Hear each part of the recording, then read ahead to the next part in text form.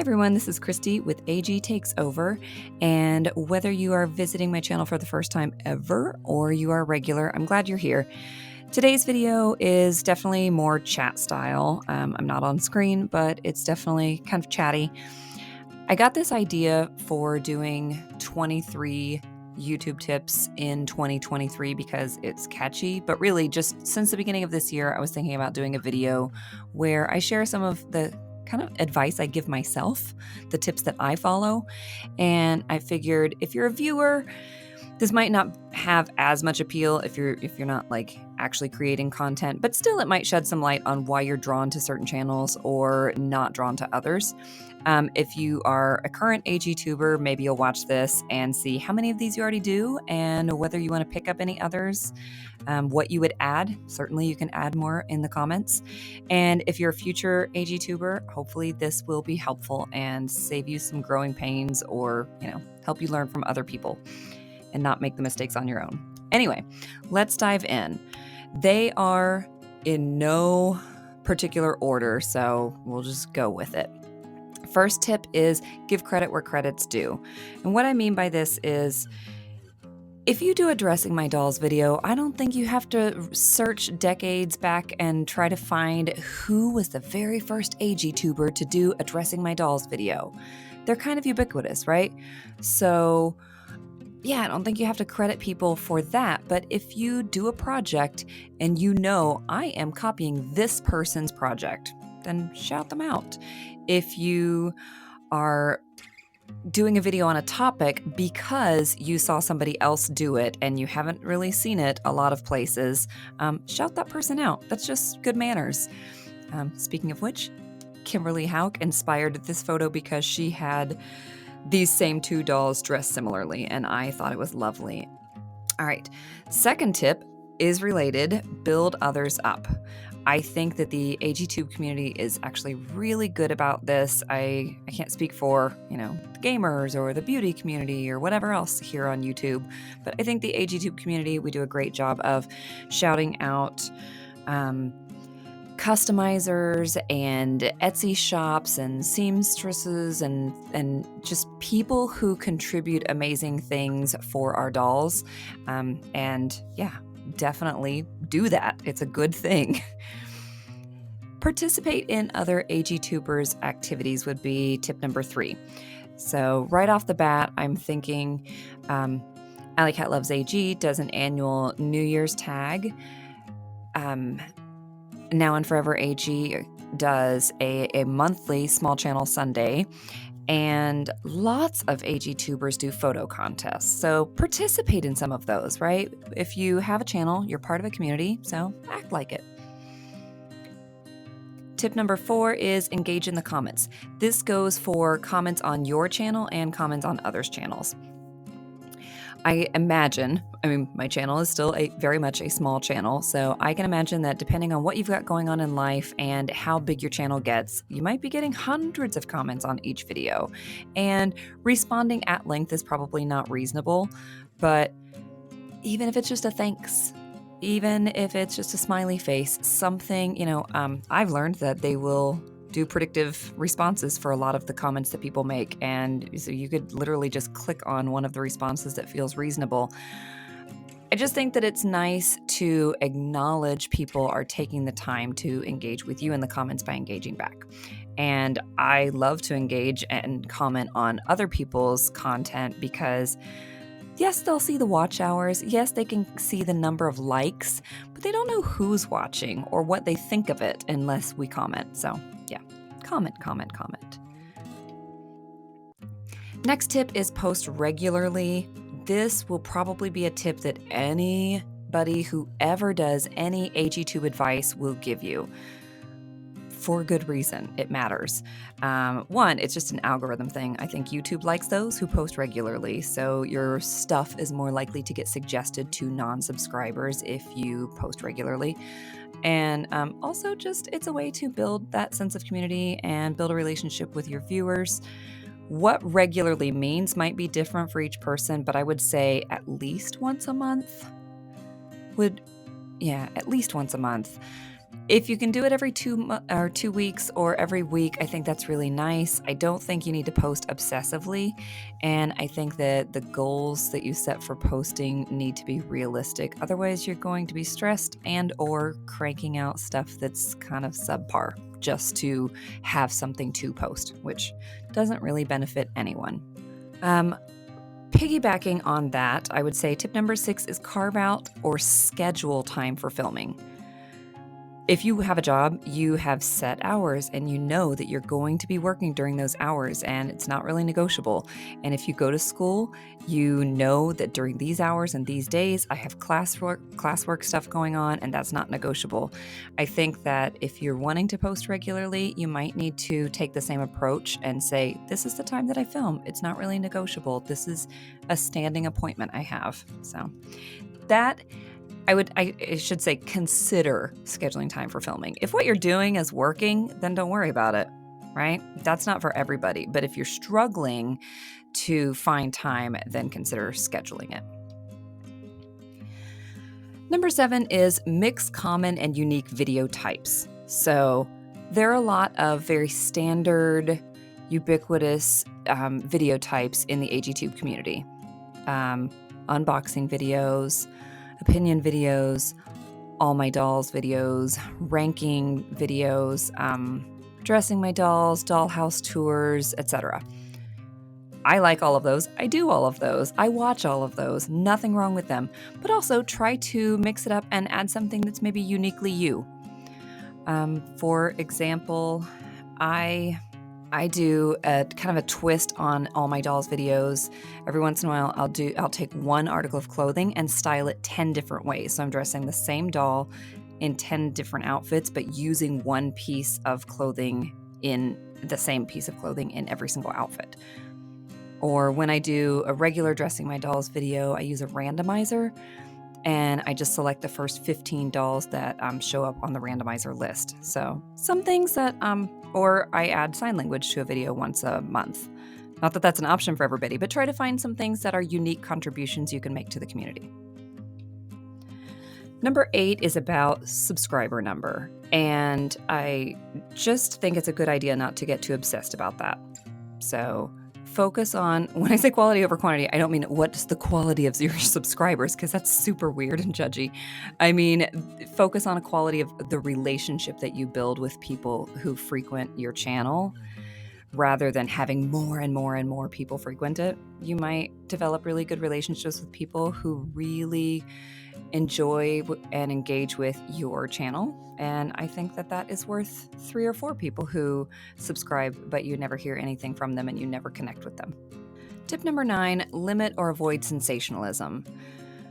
I think that there is a difference between clever marketing, catchy marketing, an attention-grabbing headline, and clickbait, misleading, and sensationalism. So I'm cool with the first one. I will do the first one. It does work. You know, one of my most watched video currently is all 3 of my doll houses, and that's what is on there. Tour all 3, and it's in caps of my doll houses because I know that that will get people's attention. But sometimes what people put is, I don't want to use any specific examples because I don't want to call anybody out, but sometimes people put things that are very misleading or straight up sensationalism, and I just don't think that the community benefits from that. Somebody's watch numbers might, but I don't think that the community as a whole does, so it's something that I try to be mindful of personally. Number 10, I'll go ahead and say is a request at least. I don't think that sensitive topics get covered a whole lot in AGTUBE, which is perfectly fine. But if you choose to cover them, check your motives. Be sincere and be sensitive. I do remember watching a video where somebody basically said they were looking at their YouTube analytics and it seemed to be that something that was commonly searched for was controversial AG stuff. And so it seemed like they picked some topics just because they were controversial. And I don't want to do that. Again, to each their own. I don't want to cover sensitive topics just for shock value or just because they will up watch hours. If there is a sensitive topic that matters to me, and the two that I have covered so far have been premature babies and the body image video, if you haven't seen that video. Anyway, if there's a topic that you care about and it's sensitive, then fine, cover it. If it's relevant to the AGTUBE community in some way, cover it. But I just would caution people against making a habit of covering sensitive topics where vulnerable people are involved just because it could up your watch hours. I think it's kind of yuck.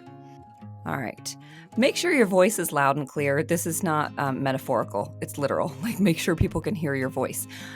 To that end, I don't think I put it on here, but sometimes people have intros that the music is at a certain volume, and then there's a drastic either increase or decrease when their own voice comes on. And so being mindful about not having that be too disparate is probably good. Tip number 12, be mindful of background music. Personally, I usually use background music, but not every single time. If I realize that my voice came out a little quiet, then I will not use it because I don't want it to compete. But if I have a good, clear, loud recording of my voice, then I don't mind adding background music. I try to not make it so sedate that people are going to fall asleep, because I've been told I have a pretty mellow voice to begin with. I don't want to put anybody to sleep, but also too upbeat can be jarring. Too loud definitely makes it harder for people to enjoy your content. So just being mindful of tempo and volume relative to your voice. I told you these are all over the place. Don't apologize unnecessarily. But for real, I know that most AGTubers identify as female, and I know that most people who are raised as female tend to, among other things, apologize for simply existing, for taking up space, for, we apologize to a table if we bump into it. I do see kind of the effects of that in the AGTube community. People apologizing for things you really don't owe anyone any apology for. Like, you didn't post this week. It's okay. And you can explain it. You can tell people, hey, here's what's going on, hoping to post next week. But I don't think that we need to apologize that much. We really don't. Unless you have a Patreon and people are paying a lot of money so that you can create content, if I take a few weeks off, I don't think I would feel any need to apologize to people. Or apologizing for being sick. If your voice is a little scratchy, but you feel okay recording, then you don't need to apologize for it. Lighting. Okay, back to more technical details. Lighting matters. My lighting is not expert. I have a few different options, and I'm not in love with any of them, but I don't think anybody expects perfection. However, you need to be able to see what you're watching, and sometimes people, it almost is like they're filming in the dark. So just be mindful of that. Have a good light source. It doesn't mean an expensive light source. It just means a good source of lighting. Number 15, this seems like common sense, but I think it's a tip that's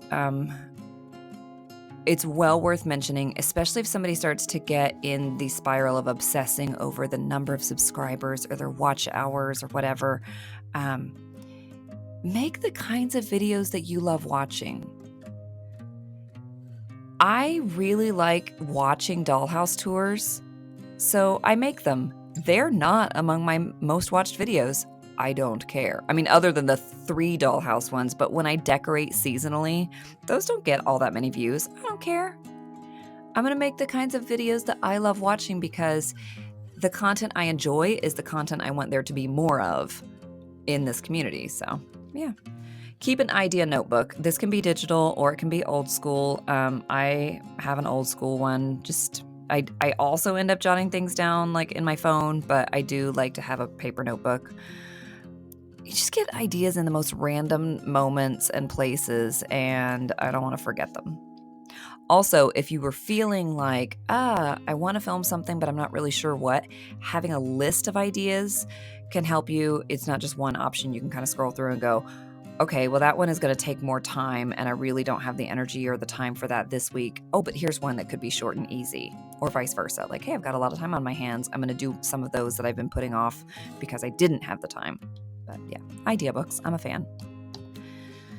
Consider building a video backlog. This is not an option for everyone. That's why I didn't say build a video backlog. But if you have the luxury of, like, you have a surplus of ideas or you have a little extra time, this is a tip that I've been following, and I remember watching Bugs Dolls did a video on like how I make time for this. I forget the title, but basically, how do you make time for staying engaged in Instagram, in her case, Instagram, maybe also TikTok and AGTUBE. Meg at Bugs Dolls is a student, so during the school year, it's really hard, but on summer breaks, she knows I've got a lot of time, so I really want to film as much as I can, photograph as much as I can, and you don't have to post it all in that moment, just have it backlogged. So, and that comes in really handy. It's really nice when you have other stuff, things are really busy on a given week and you already have some videos backed up. Consider scheduling videos in advance. So this is a matter of going into YouTube Studio, and when you click the upload a video, you have the option to make it public, or like in that moment, just go ahead and publish it, or to schedule it not to post until a certain day. I find this really helpful, especially if I know that I'm going to be, let's say I'm aiming for posting on Sundays or Thursdays, or Sundays and Thursdays in my case. And I know that next Sunday I'm going to be at a birthday party, or next Thursday I'm going to be going out of town. I just schedule it in advance, and then I don't have to even think about it. So consider doing that. It's really easy. Make good thumbnails. I know a lot of people will tell you this because it matters. A lot of times when people comment on channels that they like, they'll say, check out these thumbnails. I could pull so many amazing thumbnails from so many amazing AGTube channels, but I just picked some that of the ones that I subscribe to, these were some that I came across first, and I was like, yes, these are really cute. They're kind of distinct, and they're easy to read, and they're just visually appealing. Yeah, clean. There's no one way they need to look, but just pay attention to the thumbnails that you are drawn to and think about what it is you like about them and try to make sure that those elements are present. Next up is use YouTube Analytics. I am not an expert. Alley Cat Loves AG has said many times, I love YouTube Analytics. I love looking at all of that and diving in, and I enjoy it. I am not, like I said, I'm not out here ready to give tutorials about YouTube Analytics, but even without knowing like a whole lot about decoding some of the trickier information, some stuff is just super obvious. Like this, when your viewers are on YouTube, if you're going to post one day a week, what day should it be if you're me? Sundays, right? And if people get on at 11:30 or 12, then I want to post things for then, or even maybe 10:30, just so that it's kind of out there already. And if I want to play around with waiting until 12:30, because that seems like that's when everybody gets on who is, watches my channel, I can play around with that.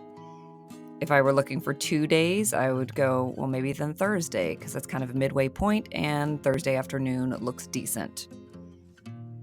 And you can check this because depending on how your subscribers change, meaning who joins and who leaves or whatever, these numbers might look different from one month to the next, but it always gives you a month trend.